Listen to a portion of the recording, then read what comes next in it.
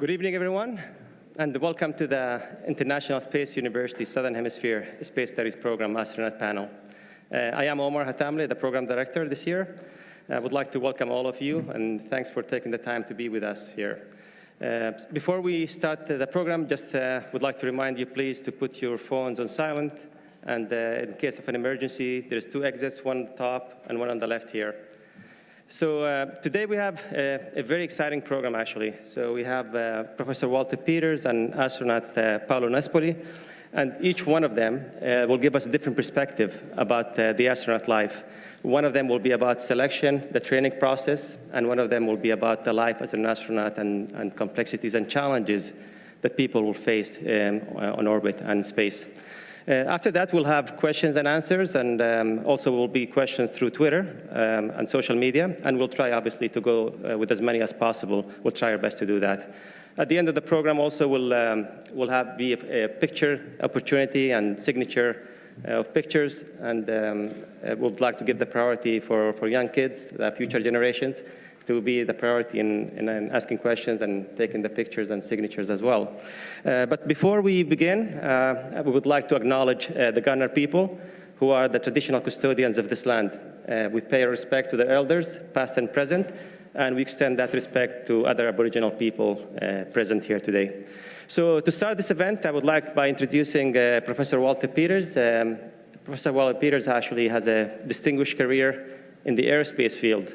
And he started with ESA in 1983, and he stepped up with multiple appointments, and one of the recent ones before he left was head of the Astronaut Coordination Office in Cologne, Germany. And he was responsible in that role for selection and the training, and so he's very intimately familiar with what entails to be in that life. And after that, he went to the International Space University after his retirement from ESA, and he had different positions, ranging from being the dean of the university and then becoming the president of the university. And recently, actually, he just left that job, but he's still actually the president emeritus of that job of the university. And then recently, actually, he's been having he got so many awards, and recently he was awarded the Legion of Honor, which is one of the highest honored awards in France. So we're very happy to have a very distinguished set of panelists with us today. Please welcome Professor Walter Peters.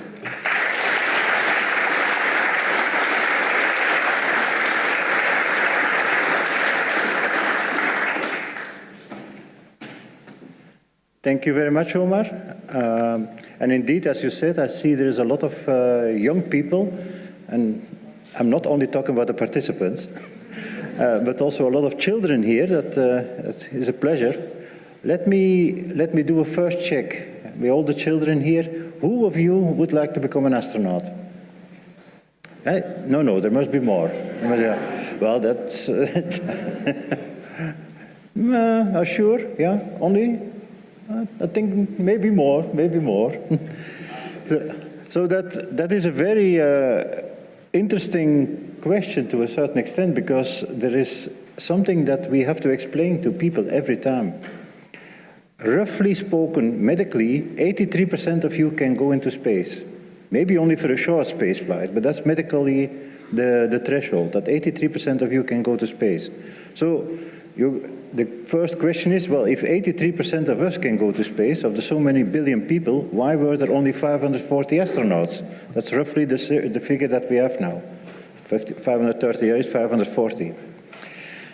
The reason for that is that the screen doesn't work, but that doesn't matter.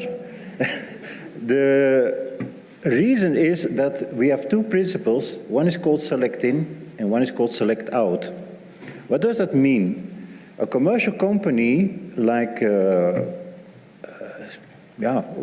is doing space tourism, suborbital space tourism, would like to have as much customers as they can. So they will only take out those which are problematic, like people with cardiovascular problems where they think there may be a problem. So they will take a maximum of people to do short flights. Now, the opportunities that we have at the moment are very limited, so we want to take in people that have a minimum risk to have a problem in space, which is completely different. There can always be a problem. You can always have an astronaut who has a little accident. But at least we try to minimize the risk by selecting these people which are medically so fit that the probability that they have an accident is the lowest. Just to put it in terms, don't know if you know these figures, the chance that you get ill is something like 6 or 7% of you will get ill next year. But not you. But an illness, even if it comes on board for a small illness, that's okay. But what is worse is that 1 or 2% of the people on Earth have an illness which needs very professional treatment. And that would be a problem. If you would have a number of astronauts on board, and one of them has a serious problem that you have to come and return to Earth, that's what you want to avoid. Because if you make the calculations, with a crew of 6 people, actually we have now on the International Space Station, that means that statistically, every 5.5 years, we would have to come down for an emergency, and that we don't want to do. So that's why we are very, very severe in our selection. Now, how do you become an astronaut? That's probably what a number of you are very interested in. Well, from time to time, we need new astronauts, so we make an announcement of opportunity, and we tell you what we want you to be as an astronaut, which education that you want. We want you to have, for the youngsters, we want you to have very good notes at school, otherwise you don't become an astronaut. That's already the first message. We want you to be in a good condition, do sports, live healthy, stay away from certain things like where the students are enjoying sometimes too much. So be careful. And then we're going to select on paper, because what else can we do? As the first time I was involved, that was before my friend Paolo was there, we had 43,000 candidates for 12 people. Now what can you do then? You can only select very harsh on paper. That means, again, we only took these people who had very good notes on their transcripts. Because how else do you select? So at the end, you invite a number of people and you let them undergo a number of tests. Basic tests, astronaut-oriented tests, like neurovestibular, and then medical tests, if they are in a very good shape. Then only you're going to take a number of people. Roughly, you can contest these numbers, but an experienced number from the Space Association of Space Medicine says that if you want to end up with one good astronaut, you better start with 1,000 candidates. So I'm very sorry to give this negative message for those who want to become, but okay, you can still, because in every step, only a number pass. After the basic qualification, your 100 is 30% of it. After the astronaut test, another 30%, another 40%. And then finally you end up, and here it becomes a bit gray. I had a long discussion with my friend Paolo on that. Here you come up with a number of people who went through all the tests and frankly spoken, who could all be an astronaut. How you go from 28 to 1, there are a number of elements. Maybe you want a certain nationality if it's ESA, maybe you want a certain gender. So there are a number of elements which influence that. But I would say each of these people, Paolo, I think you agree with me, could be equivalently a good astronaut. So what are these requirements? Well, I can only talk about the ESA requirements because that's the one I know pretty well. We prefer to have people with a bit of experience, a bit of life experience already, 27, 37 years old in that time frame, in that age frame. The length is nothing to do, or the height has nothing to do, by the way, there's also a bit of a misunderstanding, but has to do with the anthropometric dimensions of the capsule and of the suit. So an EVA suit you can only make longer or smaller up to certain limits. So this is nothing to do with any discrimination, that we don't like long people. That has nothing to do with it. But it is just pragmatic, and also if you've been sitting in the Soyuz capsule, you will know that people of our length, me and Paolo, we were at the limit. Certainly if your legs are a bit long. So we want to have people at a very good health, medically, having a university degree, either a university degree or a pilot degree, a little bit less now pilot degrees because that was more in the time of the shuttle.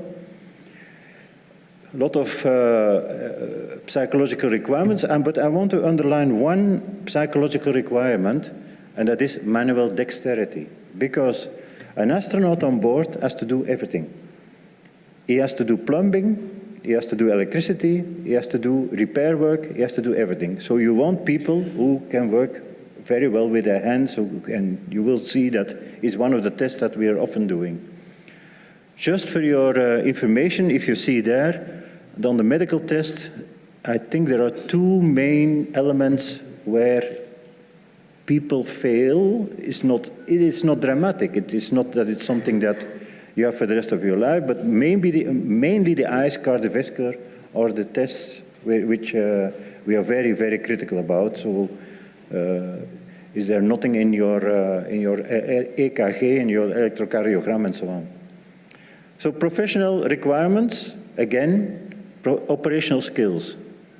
Last time, Paolo, you were not there, but last time somebody asked an astronaut, what a young person like you, said, what would you recommend me to do? And I got a very interesting answer from Bob Tusk. He says, do some adventure, like mountain climbing or diving, or something where you go to the extremes of your thing. That is always a very strong asset for the recruitment people. So then we have this little group of astronauts selected, and as I said, that doesn't mean that the other ones would not be or not good. That's nothing to do with it. What do we normally do as a program? First, there is a sort of basic training, because a little bit like in ISU, we have astronauts which have different backgrounds. You can have a medical doctor, somebody with a degree in physics, an engineer, a pilot. And the first thing we try to do is bring them to an equal level from knowledge. So it is a bit like an extension of the ISU lectures. When they go through this first phase, there is a mixture between collateral duties, as we call it. That means they will be assigned to a certain laboratory, assigned to a certain task, and advanced training. Until the moment that a number of them are picked out to a certain mission, so to a specific mission. So a number of them are then taken out, and they will be trained for this mission. And then they undergo this mission training in NASA. In ZPK is better known, I think, for most of you by the name of Star City. Yes? So near Moscow, 35 kilometers outside of Moscow, roughly. ESA in the European Astronaut Center, and JAXA, that is in Japan. That's the Japanese Space Agency. Roughly 2 years before they will be trained for that mission, and then they fly 4 to 8 months at the moment, more than 6 months most of the time, with some flight activities. So again, I have to specify that when you look for good astronauts, you need all-rounders, because you need people who can do everything on board. You cannot call the plumber in, you cannot call the electrician in, even you cannot ask the fire brigade to come in. They have to do it all themselves, so they have to have the skills. Few pictures or few impressions. The first time that the astronauts, most of the time what they're doing is in ZPK, is learn Russian, which they all don't like that much, but as I said to the students yesterday, it's very important that everybody speaks the same language on board in case of an incident, that you don't talk with 3 languages, because that would be catastrophic. So you see them very often like this, walking around in ZPK, going from one classroom to the other, running from one to the other, plus a number of preparations for their flight. In the beginning, in normal suits like Paolo is wearing now in the Soyuz capsule, and afterwards they have these bigger suits which can be pressurized. We call it IVA, so for inter-vehicular activity. So it's a suit that can be pressurized for a few hours in case you have to return, and just in case there's a pressure loss in the capsule. There's also more spectacular things like training for an EVA, and that you do, as you see there above, that you do in a facility which is called a neutral buoyancy facility. A neutral buoyancy facility is that you're like a sort of swimming pool, but that's not a nice word. And the astronauts are put in a very big suit, like if they go outside, and you regulate with the weight that they stay roughly at the same height, so that they float. So it is a bit the same thing as simulating microgravity. You also have to prepare them for things like survival, because it can as well be that the Soyuz capsule lands in an area where you are not so fast with the rescue teams. So they will have to know how, with whatever they have on board, the parachute and so, to make a number of tools to a few hours or a few days take care of themselves. Once they know the mission, then you go and do mission training. What does that mean? You know exactly in that case which experiments you're going to have to do. So they will be trained on doing these experiments, not only the nominal, but also the off-nominal. That means what happens if it doesn't work? How can I repair it? So again, this dexterity. So they will do a lot of work on looking at experiments, working on experiments. They probably know also which planned, of course, there are more unplanned and planned repairs they will have to do, and they will know exactly which EVA that they have to do, again planned. As you saw the last time, maybe for those who follow, there can be also EVAs which are unplanned. That means if there is something outside, you have to go outside and you have to improvise, but whatever we can prepare is being prepared in advance. And then, interesting enough, in the Russian system, for those who fly with the Soyuz, which is now virtually all the astronauts, there is a sort of very systematic and very traditional flow. Something like after the final exam, by the way, in the Russian system, most of the time, a little bit less, Paolo told me, but most of the time you have two crews, which are equivalently trained. They go to the wall, on the red square, put flowers where Gagarin has been buried. Also signed this very interesting, I found, from a cultural point of view. They signed this book in the office of Gagarin, and if you have a look in the office of Gagarin, everything is still there, like when he left. So also the clock is standing there at the hour that he died, so it's very, very traditional. 2 weeks before, they leave to Baikonur with two different planes, because you have they split up the two crews in two different planes, just in case there would be an accident. So the normal, and then in Baikonur, this was too fast, in Baikonur they go in a sort of quarantine. Now why is that in a sort of quarantine? That is not because we want to avoid that the astronaut runs away the last days and says, I don't want to fly. No, no. What we want to avoid is that the astronaut gets some germs or gets some beginning of a disease and then takes it on board. And of course, will infect the other one. So it is really prophylactic to avoid infections. A few other things which are taking place in Baikonur which are a bit unusual. Something like 5 days before the flight, they plant a tree.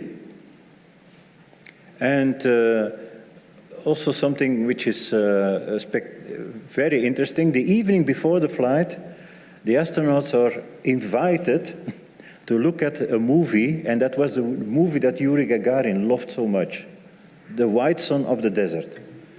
Now, the story which I always tell about it is that, of course, the other people, not the astronauts, some of the astronauts, yes, but the other people in the room have seen that movie so many times, I'm talking about 40 or 50 times, so that if in the movie somebody opens the mouth, the whole room knows already what he's going to say. So you have always everything in two steps. In the morning before they leave, there is the blessing ritual, which, by the way, was not there in the beginning, has been introduced only later, which is also very dangerous, because if you're getting a little bit too close to the priest, you are wet. And really wet, I can tell you. They come with a bucket of water and they feel obliged to empty that bucket. And so then they go to the launch site. Also a few interesting traditional things, which maybe most of the people don't know, but the Russians are respecting perfectly this rhythm, like in the time of Yuri Gagarin. So exactly, you can put your watch on it, at 7 o'clock, the Soyuz rocket leaves with the train. And what you normally then do as a guest is that you have to put coins on the rails. So these coins become very big. when the Soyuz rocket went over it, your little coin becomes such a coin. And the astronauts are not allowed to do that. That brings bad luck, according to that. Also on bad luck, it is excluded to have a launch on the 24th of October, because there once was an accident on the 24th of October. So you see a little bit of standard rhythm, but also a little bit of, well, it's a bit to do with the Russian soul, I would say. Now, just one topic which students know is very close to my heart, personally. In the Outer Space Treaty, they have found a very nice name for astronauts, and they call them envoys of mankind. I found that a very, very nice name. And that is also very, very true if you've been a bit involved in it. If you take, for instance, the first time that the Russians and the Americans flew together in 1975. 1975 was the middle of the Cold War. So you see the picture here of the astronauts before. Two different groups, clear two different groups. They even had two different colors. So they were very separated. One group standing close to their Russian flag, the other one close to the American flag. Look, a few years afterwards, these people who were then very distant from each other became probably the best friends in the world.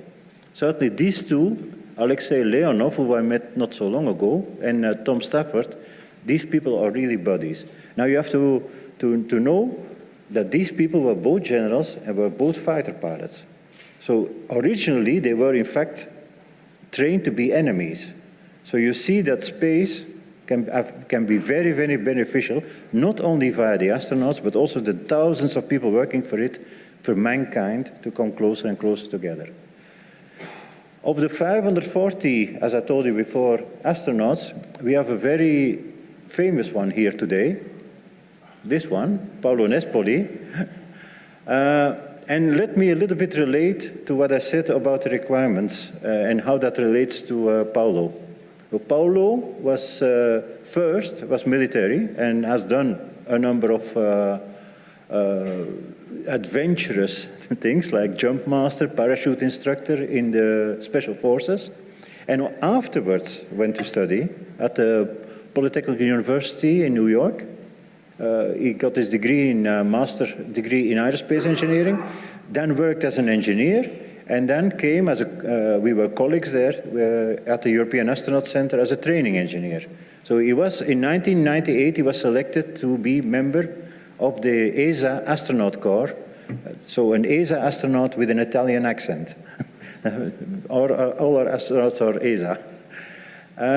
He got some training, as was said, in the collateral duties, and finally got 3 times in space for a total of 330 days.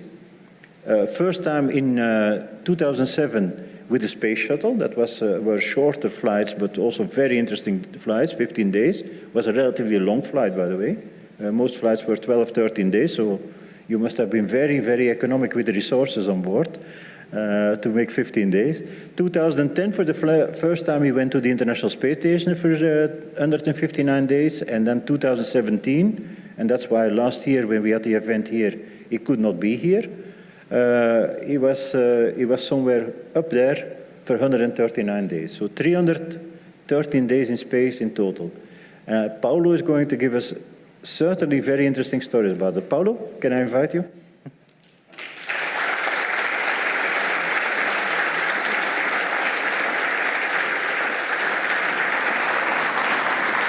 Yes, good evening, everybody. Thank you, Walter, for the introduction here. Thank you, Omar, for having me here in Australia again. It's certainly a pleasure to be here. I just came from Russia a few days ago, went to Houston, and then here. It's, I don't know, many degrees difference between Russia and here, but see, so I have about 10 or 12, 15 minutes maximum to do my 257 slides. We want to leave some time so you can ask questions. So I'm going to go very fast. This is me when I wanted to be an astronaut. Of course, it was impossible. I was a kid, but it's a long story. Eventually, I ended up, as Walter said, in the Army. I never wanted to be in the Army, but for some reason, I was drafted. There was a draft in Italy at that time, so I ended up going in the Army. And strangely enough, I decided to stay. I was there for 7 years.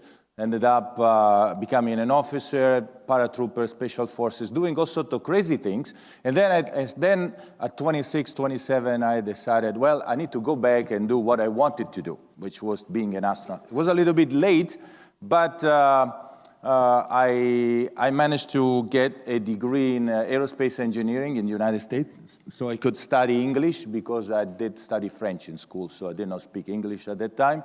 And eventually, it took quite a long time, but in 1998, when the European Space Agency decided to create a unified astronaut corps, because until then there were astronauts from Italy, from France, from Germany, and few European astronauts, but they were all competing to get the few slots in space. Then, 1998, they were all put together, and I was fortunate enough to be selected as one of them.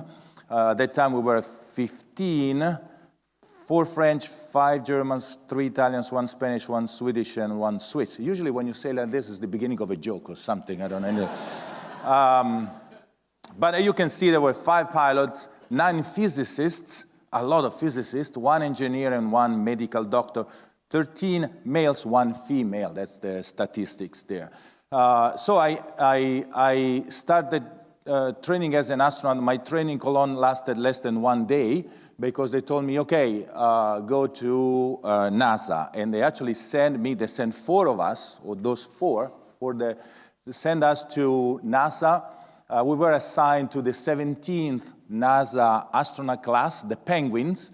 The Penguins because this was the name given to us by the class before us, because we came after 2 big recruitments. And at that time, in essentially 3 years, NASA doubled the number of astronauts without having the flight opportunities. So they told us, okay, you're like a penguin, a bird that never never will fly. And in fact, it took quite a long time. It took almost 10 years before I would be assigned to a space flight. But I was eventually assigned to STS-120, the 120th flight of the space shuttle. It was a space flight, very complicated. When they announced that flight, they told us is the most complicated mission that was designed for the shuttle. A 12-day mission on the book.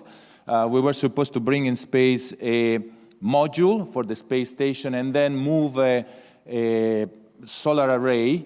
And in fact, we have a pretty serious emergency during the flight, and we ended up 15 days because they had to extend the mission 3 days for us to try to make up and solve the problem, which we did. So it was a very interesting situation. Came back from the mission, and I was assigned to another one. I was supposed to fly again on the shuttle, but all sorts of reasons, there were no more slots, there was all sorts of crazy things going on, and eventually they told me, well, okay, you know, you're all qualified for the shuttle, but now go to Russia, study Russian, learn again the vehicle. It's going to take only 3 years, and then you can fly in space again. Well, thank you. In fact, I took off this time in 2010 for a 4.5 month mission. And then I was fortunate again to be assigned to another long-duration mission, this time in 2017 until the end of 2017. So I came back more or less a year ago, more or less. It was very interesting, and I think I'm very fortunate to been able to, first of all, achieve my childhood dream and then being able to fly, and then being able to fly both on the space shuttle and with the Russians, experiment the speed of a space shuttle mission and the quietness of a long-duration mission. It's two completely different missions. In fact, I want to take a few minutes now to talk a little bit of what we do on the space station when we are there. You know, as I said, on the space shuttle, the mission is very, very complex, but it's short enough that they can plan minute by minute. And in fact, when you lift off for the space shuttle, it doesn't really matter when. You set your watch to 0, and the time in space starts when you lift off, and you follow the planning as it was. It could delay a few minutes, it could delay a day, it could delay a week. You still lift off at mission elapsed time, MET 0, and then you follow that. That doesn't work like that on the space station. On the space station, you actually follow GMT, and you follow the planning of the space station. Roughly, the day, I know every day is slightly different, but more or less every day starts around 7:30 in the morning, and you are on duty, means you are supposed to work until about 7:30 in the evening. And then the time is actually not scheduled. You are supposed to take about an hour and a half for eating, cleaning up, do whatever you want, sleep theoretically from 10 o'clock until 6 o'clock in the morning, wake up at 6, an hour and a half to prepare for work, and then start work again.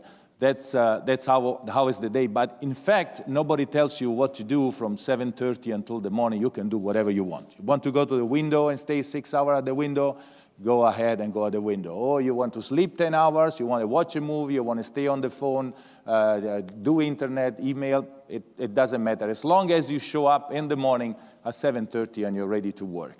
On this 12 hours of work, we have, in fact, 8.5 hours or activities which is mostly scientific or technological or educational activities, and then 2.5 hours of physical fitness and 1 hour lunch break if you manage to take it, because usually something happened and lunch break is gone. This is one of the timeline. I just took it, what it was, 2018, it was 3rd of May last year. So it shows you, this is the current, it's in fact what we have on board. It's not so simple to try to have 6 people on board in a very small environment to carry out all sorts of complicated things without impacting one with each other, making sure that all the resources needed are available. You need the hardware, you need the electricity, you need gases, you need supplies, you need videos, whatever. So the planning team is really making sure that each one of us can work up there without any problem. There are some convention here when an activity is blue bordered like this one, or this one, it means it needs to be done exactly at that time. You start exactly that minute, because some resources are available only in that period. If you miss it, you cannot do it later. So you need to be really careful about this one. Then there are the kind of a pink activities or the violet activities. Those can be moved around easily. You just have to maybe even talk between yourself on the station and it's fine. While the black activities can also be moved around, but you need to talk to the control center. You need to have the agreement of whoever is responsible for this. It could be Russia, it could be Munich, it could be Tsukuba in Japan, whatever. So it's pretty good. And you see this red line is the time of the day. We call this the line of death, meaning that you need to follow this line. And if you deviate from this line, you need to do something. So you better, if you are a good astronaut, if you go through the whole day doing what this line tells you to do, and you don't need to call the control center to change things or ask for information or stuff like that. This was the planning for Expedition 26-27 concerning the experiments that were assigned to me. I just show you this one just to tell you that we are really busy in doing stuff in there. You can end up doing activities on, human research, then all sorts of different topics inside that, and then fluid physics, material science, combustion science, radiation, biology, education, technology demonstration, facility operations. We get trained, all of us on station are trained to be able to intervene on several experiments, and also maintenance activity. There have to be at least 2 or 3 people that can do the same maintenance activity, because otherwise, if somebody gets sick or cannot do it, somebody else has to do it. I have to say that after Expedition 26-27, which was in 2010, where almost every day we had to call Houston and ask for some changes because there were some problems, I was impressed for last year, because when we were there, everything worked almost as planned. So they learned a lot during these years, and it's interesting. You know, it was in 2010 that they told you it take 20 minutes to do something, and it would take 45 or an hour and a half, or the opposite. It said it takes an hour and 5 minutes you're done. No, not 5 minutes, but 20 minutes you're done. So instead, this time it was really precise. I mean, it would be a few minutes more or less, but if they tell you it takes an hour and a half, it probably takes an hour and a half. And also, the facility never broke. You know, I still remember the toilet broke about 27 times in the 5.5 months that we had last time. And this time, in 5 months in space, it broke 0, not once, which was incredible. You know, it was pretty amazing. So we started knowing how to make this thing work, and this is experience. So this is some of the pictures that we took in space. We have a glove box, which, by the way, was built by the European Space Agency. It was one of the contributions of ESA to the space station. It's an American facility, but it's given by ESA. We do critical experiment inside there, so if something breaks, it can stay contained in there. There is another one where we do some other experiments. There is a microscope and can be operated by the ground. I was handling here some cancer cells, some culture of cancer cells in space. This is Bob Thirsk, by the way, an ISU aficionados, right? Managing another contribution of the European Space Agency. This is the Melfi. It's a freezer that goes down to minus 90 degrees, so you better have gloves when you open the freezer, unless your hands are going to stick in there when you put your fingers in there. We can do all sorts of experiments, and the astronaut in space have usually 2 roles. You can be the executor of the experiment, which is the hands of the scientist. We are not scientists ourselves. We just execute what they tell you to do. So Katie here is the hand of the experiments. I am the guinea pig here. Happily, she's checking if I have any brain left. Not that much, actually. This is Katie in the Japanese laboratory. There is a Japanese laboratory. There is a European laboratory there. There is an American laboratory. There is a Russian laboratory in there. This is here. It's a long. I could talk about the slides for half an hour. I'm gonna do it, but it shows you a little bit the space. If you let things go, they disappear. She's all suited up with all sorts of kind of monitoring stuff. We end up doing all sorts of medical experiments, and you are basically the main guinea pig. In space, we can do a lot of things that you cannot do here on ground. That's the reason why you do things in space. This is a complex equipment. It's an American equipment, and it's able to actually burn flames in space, which is not that easy because of the convection problem. And actually, with this equipment, they discovered last year, now 2 years ago, a year and a half ago, they discovered a new class of flames that burn a lower temperature than we did know here on Earth. And this is very important because if we can ameliorate the capability of burning of fluids inside engines, for example, even for a low percentage, that would mean a lot for all the engines that are around the world. This is an experiment of the Italian Space Agency trying to detect things on the saliva. This is some sample of my saliva. Today you can do these things, but you have to go to a major hospital. And in Italy, only 2 hospitals can do this. And I was able to do it myself in space. So it's a way to distribute the diagnosis of certain things and allow doctors to intervene without moving patients back and forth. Educational experiments, fluid physics. This is another one that where a good guinea pig, they're checking how your muscles, your bones are changing while you are in space. We do technological things. We launched 27 microsatellite CubeSats from space. We did some other testing. I was testing this kind of equipment. It's a kind of a armor made of water, which is blocking or trying to see how effective it is in blocking space radiation. If we want to go to Mars, probably we need something like that. This is Katie playing with a furnace, working on a furnace, not to cook cookies, but to melt metals. So we can do this in space. Here I'm in the Japanese laboratory. It looks very complicated or very confused. In fact, there's a picture taken like this. This is a levitator. So the Japanese have made little spheres of materials that we don't even know is ceramic something. They send out in space. We can put it in there, and then they can actually check without gravity the properties of this material. Very, very interesting, very commercial, by the way. It's a commercial activity. We can do educational things, talking to school using the ham radio that we have on board. We did like 70 calls with schools.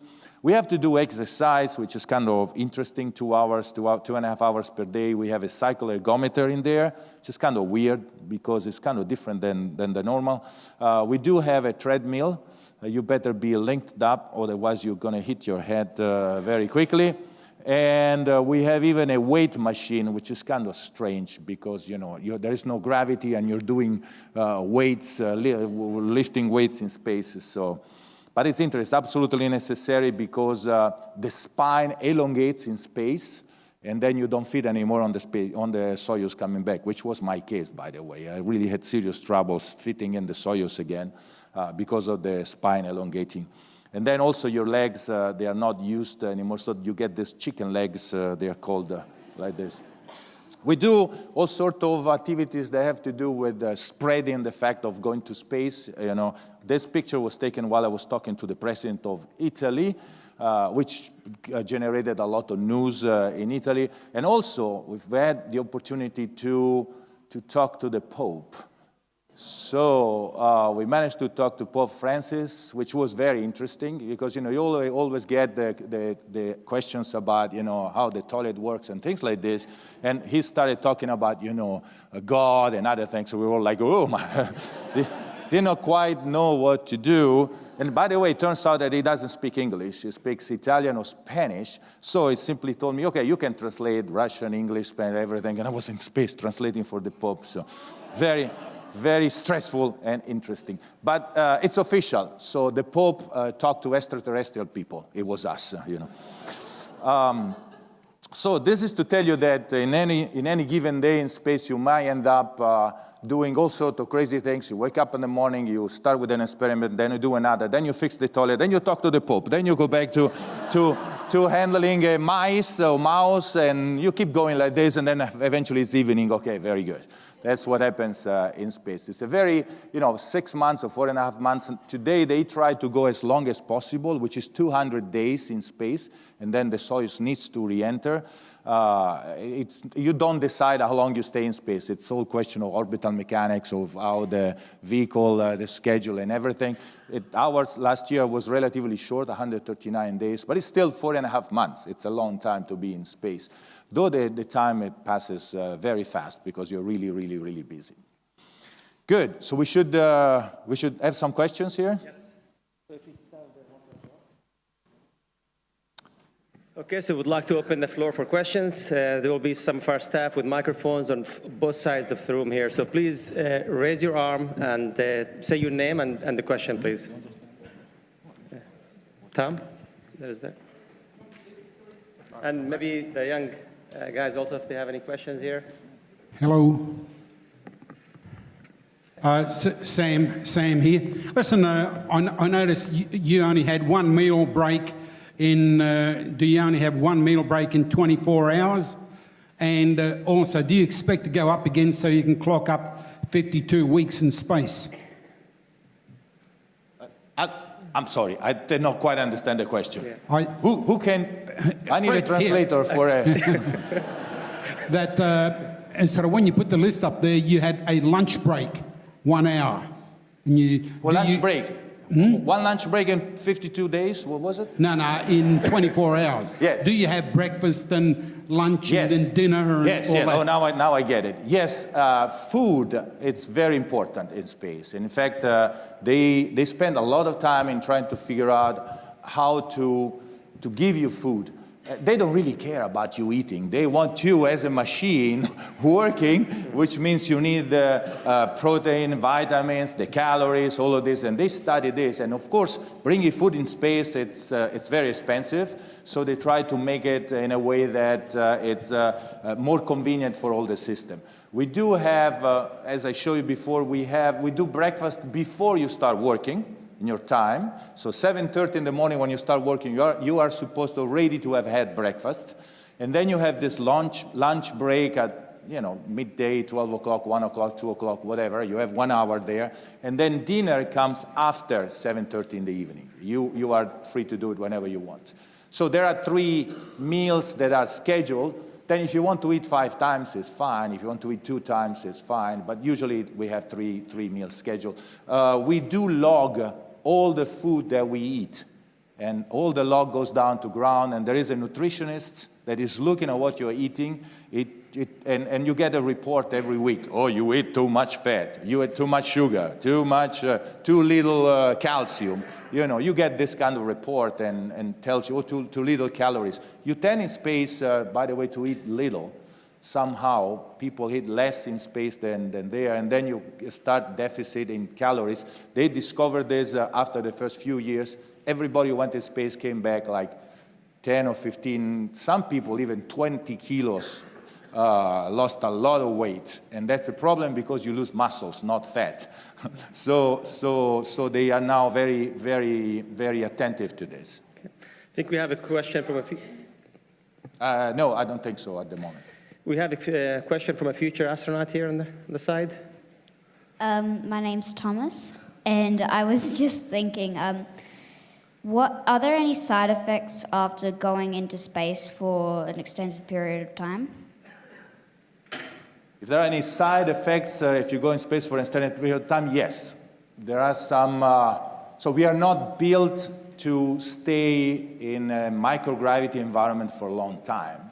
And in fact, we actually built our structure. It's made so that we can take care of gravity pushing on us. The skeleton and the muscles are made so that we can walk. We have a vestibular system, which with the equilibrium tell us where is high, when it's low, and things like this. You can close your eyes and still walk on the ground. But then you are in space, and all things become complicated. There is no more up or down. The body feels that there is no more gravity, and correctly so, decides that we don't need the skeleton anymore, and starts dissolving the skeleton, which is pretty bad. Well, actually, we lose. Now this is complicated, but for the people who understand this, we lose calcium up to 10%. 10 times faster than an osteoporotic person here on the ground. Which means that we are good guinea pigs because, they can measure what happened to you. They give you some medication or something, and they clearly see the effect of that medication. So there are changes. I lost about 4% of my skeletal mass in space. I got a good percent of radiation. In space, you get a lot of radiation, and I'm radioactive, more or less. No, really. But I got more radiation. In fact, there is one thing that the astronauts have as a more percentage of cancer than other people because of the radiation that you get. A lot of people have problems with the eyes There were 5 astronauts that had serious problems with their eyes, lost part of the vision because of the pressure inside. I mean, we don't know exactly. We think it's because of the pressure inside the skull. It pushes on the eye, on the optical nerve, damages things. So there are a lot of things that are happening. At the end, life is it's a trade-off between risk and what you get and what you do. And yes, I know I get a little bit of more damage than if I would be on the ground, but I think it's all worth. Sure.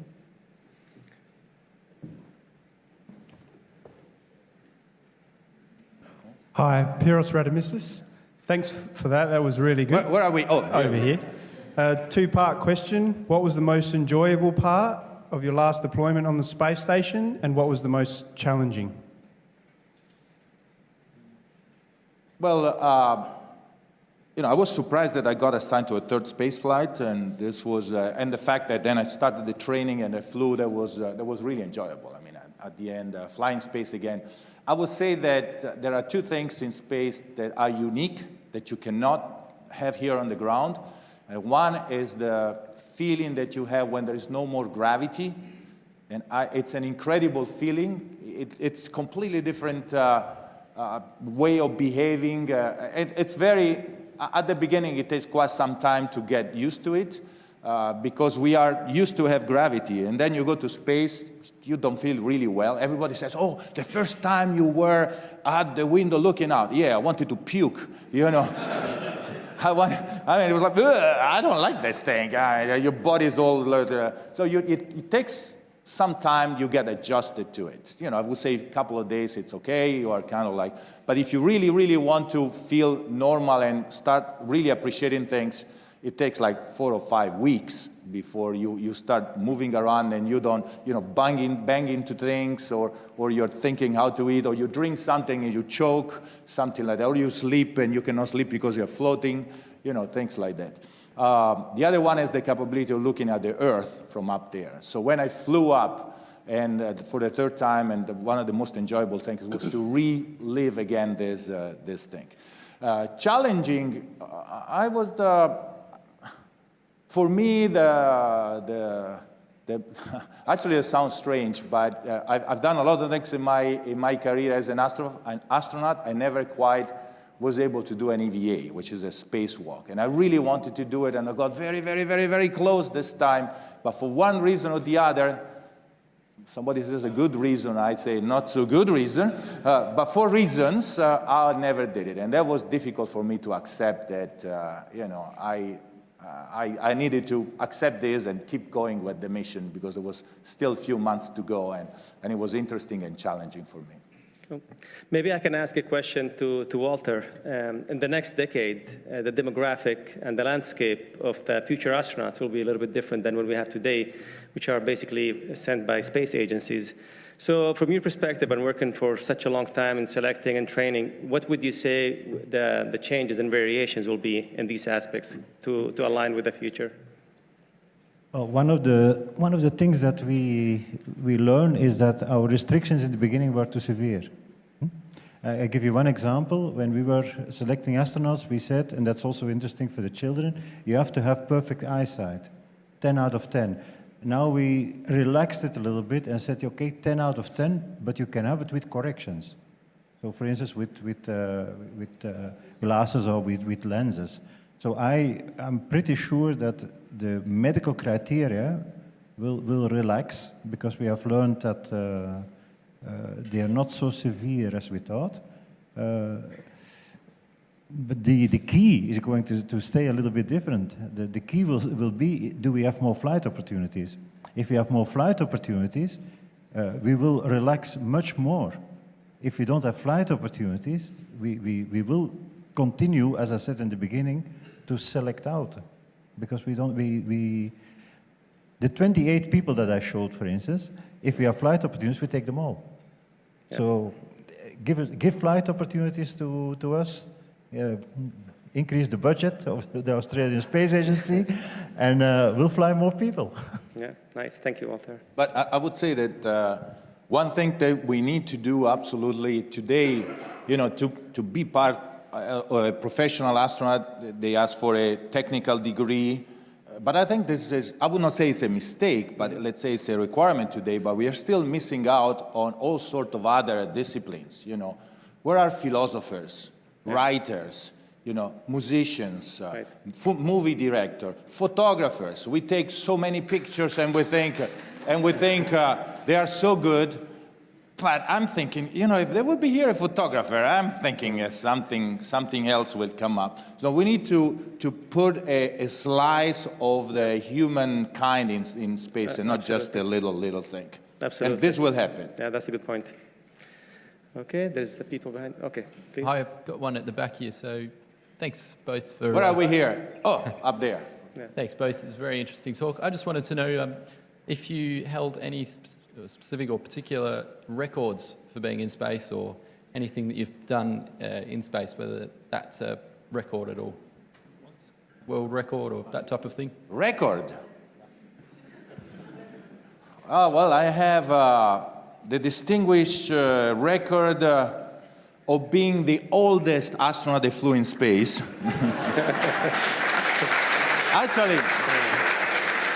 Actually, John Glenn flew on the space shuttle when he was 77. But that was a short duration flight, and with 7 crew members, you can have 1 crew member that is sitting there on a corner, and it's fine. I don't want to take away anything from John Glenn, but you know, it doesn't work like that when you have 3 crew members and you know, you need to work. So today I'm the oldest astronaut in the world that flew on a long duration mission. That's one record. That second record, I am the tallest one that flew on the Soyuz. Actually, probably, well, I don't think I'm the tallest one on the shuttle, but close to be the tallest. But on the Soyuz, for sure. And theoretically, if you actually take the brute height, I am outside of the maximum height that can be inside the Soyuz. But I have the fortune, because the Russians are a little bit more flexible than the American, is that it's not only height, total height, but you need to check the length of the femur, kind of strange, the length of what they call the sitting height. So there are different compositions. And strangely enough, I have a longer torso than legs. And because of this, they can fit me inside the Soyuz, which is a pretty strange combination. But anyhow, I have the record of being the tallest one flew on the Soyuz. This story of the record, though, it's kind of like, is this the question you were asking or something? Because this is all I guess from the journalists usually. What is your record or something? And I think we are running out of records, and I kind of joke and tell them, well, next time I go in space, I will pee on a corner of the space station, and I will say, I am the one who pee on the north corner of the space station. Because, I mean, come on, what does it mean, record? I mean, it doesn't mean nothing. Everything is going to change. People will go to the moon, go to Mars, and all of this is just noise, by the way. Okay, we have a young person here. Do you find it comforting or concerning that the Soyuz is so old? I'm sorry, if I have concern that the Soyuz is so old? Yeah.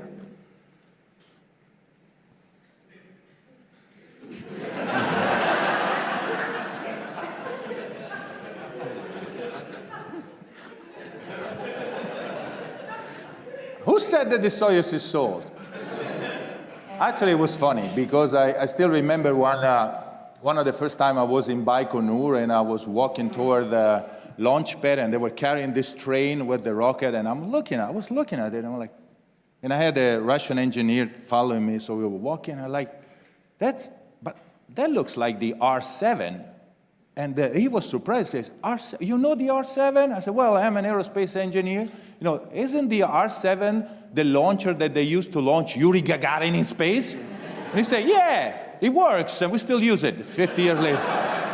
And then he said, and you will fly taking off from the same launch pad that Yuri Gagarin used 50 years ago. We painted a little bit, you know, but it's the same.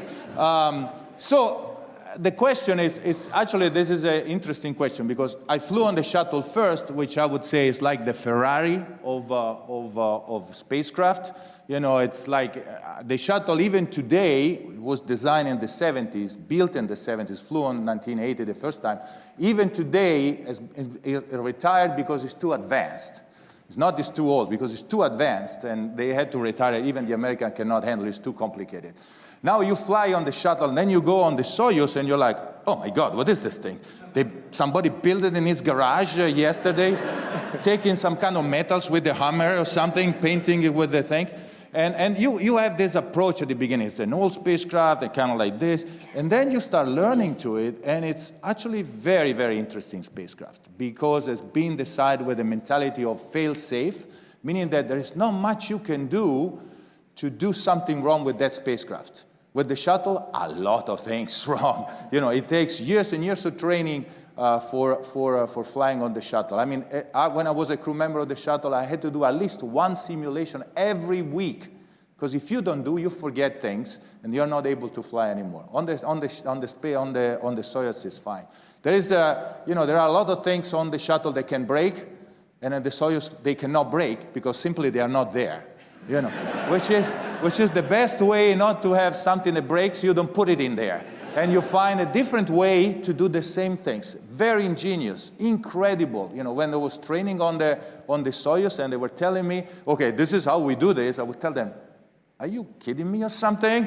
It will never work. And then they put me on the simulator, and sure enough, it would work, no problem. And so this is one of the lessons learned for what concerns me. We are used to throw technology at problems. You have a problem, and you solve it with technology. And then the technology breaks, you put more technology, and you put more technology. Look at our cell phones today. They have what? A gyroscope, 3 or 4 accelerometers. They have all sorts of crazy things in there, which we use maybe sometimes not, but they break. And then you throw away the phone, and you buy a new one. Perfect for the people that make the phone. But so the point is that sometimes we exaggerated on technology, on things, while we should try to do simple things. And this is one of the things that I always tell to engineers like myself. We like to design complex things. Try to make it simple. It's better, and it works better for everybody. So, bottom line, yes, the Soyuz is kind of old. It's kind of a dated design. But it does what it's supposed to do. Bring in 3 astronauts from the ground to the space station, stay there for 6 months or 8 months, and then come back safely with the minimum training possible, with the minimum risk possible. It does that with no problem. If I would have in my garage, in my house, a Ferrari and an old Fiat 500, one of the old one, and I just need to go to the store, a way to put the grocery, I would probably take the Fiat, not the Ferrari, because, I might break it or get stolen or get scratched or something. I'll just take the Fiat, and it works, and no problem. Okay, on this side here. My question's for Walter. You mentioned that astronauts were superstitious. I was just wondering if there was any other traditions or rituals that didn't make it to the presentation slide, but you might want to share about tonight? No, I wouldn't say that the astronauts are superstitious. I wouldn't say that. What I meant is what we live there, Paolo and myself as well, is that the Russians are superstitious. So they didn't want to deviate from their scheme because they were afraid that deviating from the scheme would bring some bad luck or something like that. But it is more in their nature. You will never see a Russian walking under a ladder. Never. So it is in their culture. No, astronauts are not superstitious. That I wouldn't say. What you have is, of course, that some people feel more comfortable by doing something in a certain regular way, but that you have in other things also. That's what the first thing they will tell you if you play golf. Do it always the same thing. Prepare yourself the same way. And I think that gives some comfort, but it's not superstitious. Okay, on this side of the room, please. Hello, my name's Katrina. I had a question in regarding to the amount of exercise you do per day, that you spend 20% of your time exercising. And I was wondering what the actual value of that was, considering you lose your bone density. The only impact exercise you're doing is running while being weighted down. What are the other benefits of spending so much of your awake hours exercising? Well, there was I'm not quite sure I fully grasp the base of your question. You think it's too much or you think it's too little? Too much. Okay, yes, okay, then I got it right. Well, the problem that you have in space is that you are always constantly at rest. You don't use anything. So are you at rest right now? No? Why not? You're sitting down, you're not running. Well, you are not at rest because, for example, your head, it's kind of, you're using your muscles here to keep your head up. You're using your back muscles to keep you up. So you feel you're at rest, but you're not at rest. You constantly use your muscles. I walk and you constantly use my muscle. Now, you are in space. It's like you are laying on a bed here on the ground and don't do anything for 6 months. That's very dangerous. Try to stay 1 week laying on bed, and then I say, stand up and go. See what happens. And this is what happens in space with all the problems that are happening there. And so they calculated, they don't want you to spend, they want you to work up there, but they need to have you as a machine working in the best form possible. And so this calculation of time of 1 hour of cardiovascular exercise, I did not have time to go through, but 1 hour, why on the cycle ergometer or on the treadmill? Because you need to move blood around, you have to exercise the lungs, the heart, and everything. And then you do an hour of weight training, because you need to load the spine, for example. You know what happened, you are in space, there is no more load, and the spine elongates. I was 7 centimeters taller than here on the ground, which causes a lot of problems, by the way. A lot of people, oh, yeah, I want to go in space. Yeah, right. And then your muscle, your ligaments, everything, and some people have excruciating back pain in space because of this. And then, by the way, the spine eventually has to go down again, and this process can cause problems. A lot of astronauts had to have surgery because of herniated discs or things like that. So we do exercise in order to maintain your physical fitness, your strength, your capabilities, so that your body loses as less mass as possible. And when you come back to Earth, you can actually recover pretty quickly, which takes, well, there is now a 3 weeks period that you do in Houston or in Europe under medical control, where you do 4 hours of recovery physical exercise per day for 3 weeks, on top of doing all these science experiments and everything. And but still, they do some subtle exercise, and they show you that you think you can walk normally, but you actually did not recover as well. And they do some kind of disturbances, like they hit you or something, and you fall down, because you're not able to control again your muscles, or your vestibular system is not yet able to understand what's going on. And so you do exercise so that you can recover much better when you come back on the ground. We have time for one more question only. Yes, sorry, it's John here. I assume that the station's orbit has to be boosted every so often, because it would otherwise decay and break up. How is that done? Does the process impose any extra strain on the station, and what sort of G level do the astronauts experience during the boost? Wow, that was a very technical question. I don't know, did you guys get it? I barely got it. If we reboost the station, what kind of stresses imposes on the structure and on the astronaut, right? Essentially, that's what the thing. Well, yeah, the station flies at about 400 kilometers. There is a little bit of material up there which touches the station, and the station drops about 100 meters a day, more or less. So if you don't do anything, eventually it's going to come down and hit the atmosphere and destroy it. So it needs to be reboosted once in a while, and they do this periodically. They do it in a very intelligent way, which is by using the supply vessels. So when you have supply vessels that get to the station, they have enough fuel to try the docking twice. Because, you know, you have this 20 tons of material, something happened, and suddenly you cannot attach to the station. What do? You throw away 20 tons, and it costs a lot of money. So what happens, the docking stops, the vessel go back away in a safe area. You don't want to hit the station or cause any problem. Stays there, they try to solve the problem, and then it has enough fuel again to try to dock again. Normally, it's not needed. Normally, the first time, it docks, and you still have a lot of fuel in there which is not be used. What do? You throw it away? You use it to boost the station. So you actually use that fuel to accelerate the station. By the fact that you accelerate, the station goes up in orbit, and then you detach the vessel, throw it away, the station comes down, the next one comes. That's how it's done. It's very gentle. It's the force that these engines can do is not that much.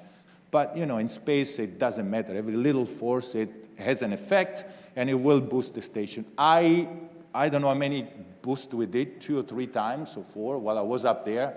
I never felt anything. You know, you don't feel anything. One thing that you may feel is that sometimes they turn the station because you want the push of the engine in the velocity vector, otherwise, you know, you go God knows where. So if the vessel is attached like this, then they have to turn the station so that the engine pushes in the right direction. So sometimes they tell you, hey, there is a reboost maneuver, blah, blah, blah. You're like, yeah. Then you go to the window, oh, what is the Earth? You know, what? You know, because you are used to sit in a certain way. Suddenly, it's completely different. It's just because they're doing a reboost. That's the only thing. Obviously, when they built the structure, they have to take this into account because you know, it's a huge structure. It's 100 meters long. Even, you know, it sounds strange, but when you do exercise, the equipment is totally isolated from the station. Because just by doing exercise, you can induce the solar array, and if you go on the wrong frequency, then you can rip off the solar array or do something. So everything is isolated. And even with the isolation, when we do some very sensitive experiments, there are some crystal growth experiment, or we do some, they are called liquid bridges, where they check certain, so some experiments that are very sensitive to microgravity, they tell you no exercise. And even when you walk around the station, when you move around the station, they tell you not to hit the wall or to do something strong, because even that little thing, it will ripple through the station. So the station has been built to sustain this kind of vibration. Think the fact that out in space, when you're flying around, you get 40, 50 minutes of sun, and then half an hour of dark. And just this huge structure going from plus 200 degrees to minus 150 degrees, you know, it makes the metal kind of go nuts. And so the structure really takes care of absorbing this variation in temperature and all of this. So it's a pretty interesting technological thing, the space station. It's very, very interesting. All right, let's give our distinguished panelists one more round of applause, please.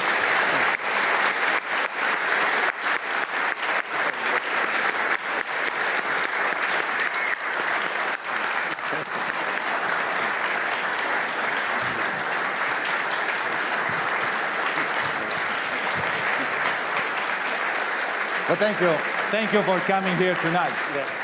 We'd like to thank all of you for joining us this evening here, and Paolo will be available actually for signature signing pictures and for any questions you have as well. And also would like to invite our participants and VIP guests to join us for a reception at the Kerry Packer Civic Gallery. Good evening, everyone.